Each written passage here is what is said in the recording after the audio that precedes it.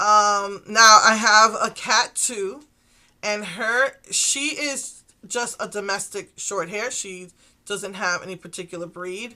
She's like gray with white stripes. And I used to like kind of help volunteer to when I was in New Jersey to capture feral cats, take them to a cat organization. They would have the cat neutered or spayed. I think it's the same thing. And then bring it back to me. And then I was supposed to, after a couple of days when it healed, allow the cat free. So I used to do that, and I have found quite a few cats, kittens in the process. And I we weren't allowed to keep them. And one of my biggest regrets was I fell in love with like four of them. Three were brothers and sisters, and they were like the perfect colored kitten. One was a buttercream blue. One was a not a calico, a tortoiseshell. And I always wanted a buttercream blue. And then there was one that was full grown adult that would come up to me and just snuggle and put its head right here like a baby and sleep. But we weren't allowed to keep pets. And then one day, I heard just by accident, went to go to the DMV and it was closed. I said I might as well go to ShopRite and get a couple of things that I needed for the house. And on my way there, I heard a father and a daughter arguing, and they were Hispanic, they were Puerto Rican, and I could hear them in Spanish arguing. And he said, "No, you can't keep it." And she's begging her father, "Please, please, please." And he's like, "No, because I like to travel too much. I like to go back and forth to PR and just travel a lot. Now, I'm not going to be responsible. Who's going to take care of the cat?" And blah, blah, blah. She's begging him. So I passed by and I was like, "Oh, what a beautiful cat." And they handed it to me.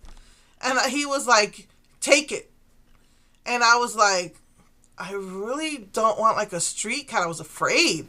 And he said, "Oh, no. It's ours. We just can't keep it." It was a lie. I was like, "Okay," and she was maybe 6 weeks old. And I went and I got, while I was there, I picked up some cat food and some litter. And when I got home, this cat, you could see, was flea ridden. She had worms and she had ear mites.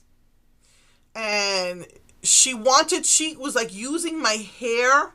That night, that I didn't think she would make it through the night, she was snuggling like all into my hair like that.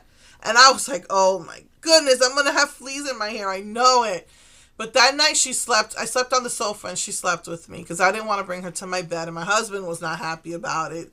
He just didn't want pets. He loves pets. He just didn't like the responsibility. So that next day I took her to the vet.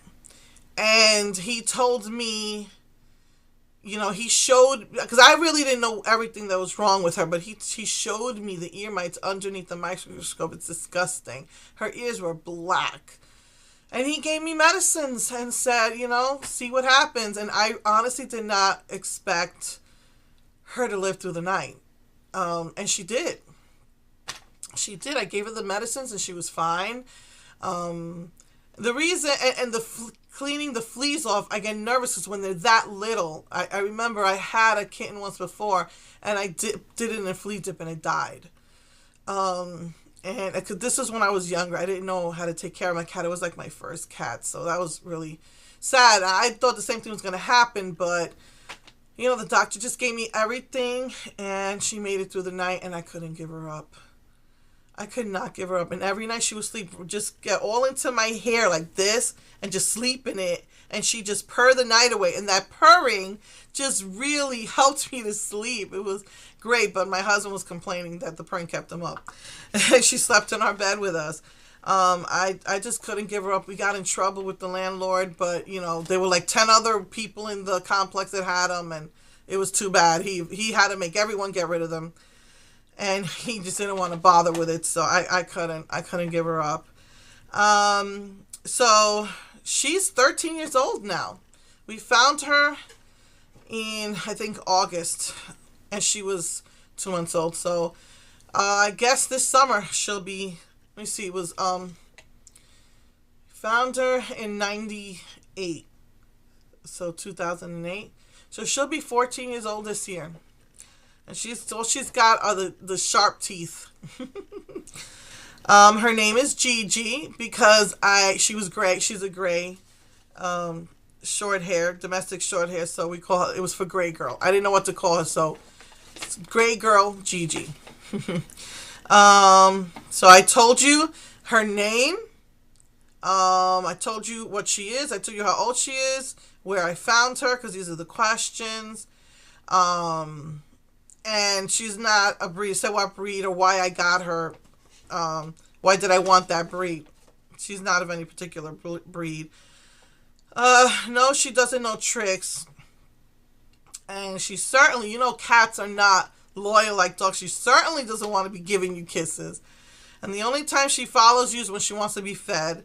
But she does like to snuggle. When she was younger, I think my kids were really little, and they handled her so much, she just didn't want to be bothered. She never liked to be near, she would take to one person. It was my daughter. When my daughter left, it was my son. But when we had our first ice storm, it was so cold that she started snuggling to keep warm.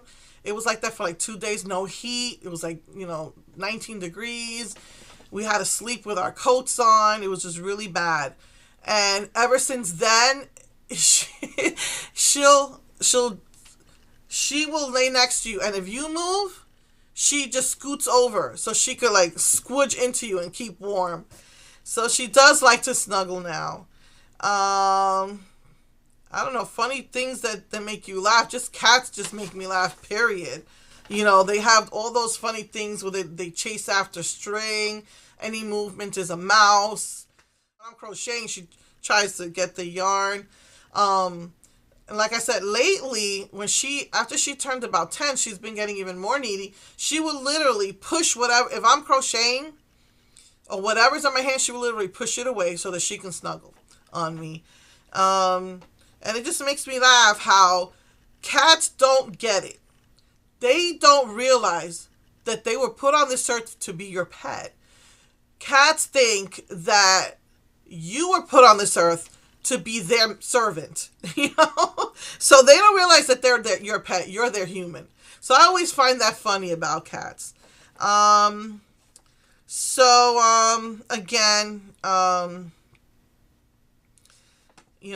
they're not really pets. They're part of the family to me. So I don't really have a pastime with her because cats are cats. But every night she does like to come and snuggle on me.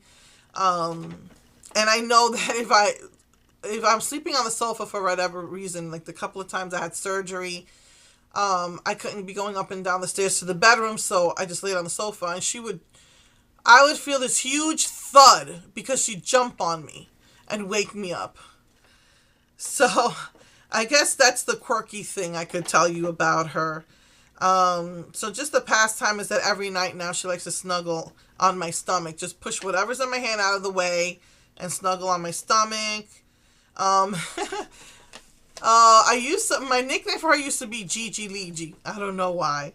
And then when we saw Miss Congeniality, we started calling her Gigi Lou Freebush. So that's a nickname that I have for her. So no, she doesn't know, obviously, no tricks, funny things that make you laugh. So yeah. This was 2 tags that I mixed into one. And again, I'm not going to hold her. I don't want to look for her. She hides. But I'll put a picture of her up here. Okay. So I will see you next week with the